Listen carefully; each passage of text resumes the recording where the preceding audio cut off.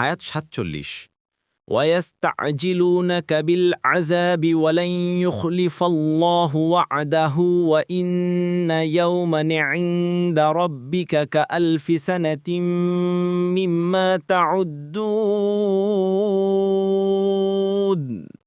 অনুবাদ, আর তারা আপনাকে শাস্তি ত্বরান্বিত করতে বলে, অথচ আল্লাহ তার প্রতিশ্রুতি কখনো ভঙ্গ করেন না।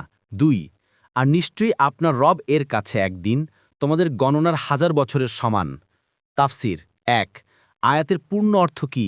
এ ব্যাপারে কয়েকটি মত রয়েছে।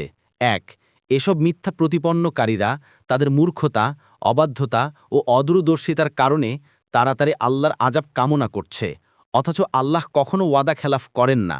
তিনি যে শাস্তির ধমকি দিয়েছেন তা আসবেই। তারা আপনার কাছে তাড়াতাড়ি সে শাস্তি কামনা করলেও তা তো আপনার কাছে নেই।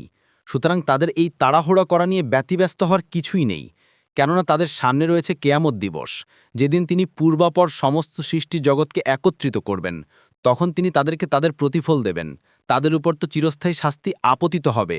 সুতরাং দুনিয়ার বুকে তাদের উপর শাস্তি আসুক বা নাই আসুক, সেদিন তা তাদের উপর আসবেই।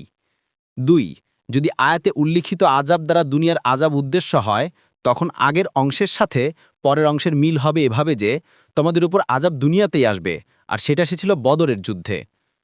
২ এ আয়াতে বলা হয়েছে, আপনার রব এর কাছে একদিন তোমাদের গণনার 1000 বছরের সমান। আখেরাতের একদিন সার্বক্ষণিকভাবে দুনিয়ার 1000 বছরের সমান হওয়ার ব্যাপারে বিভিন্ন হাদিসে এর পক্ষে সাক্ষ্য প্রমাণ পাওয়া যায়। রাসূলুল্লাহ সাল্লাল্লাহু আলাইহি ওয়াসাল্লাম বলেন, নিঃস্ব মুসলিমগণ ধনীদের থেকে অর্ধেক দিন 500 বছর পূর্বে জান্নাতে যাবে। সুতরাং আয়াতের অর্থ হবে, বান্দার 1000 বছরের সমান হচ্ছে আল্লাহর একদিন। ইবনু কাসির।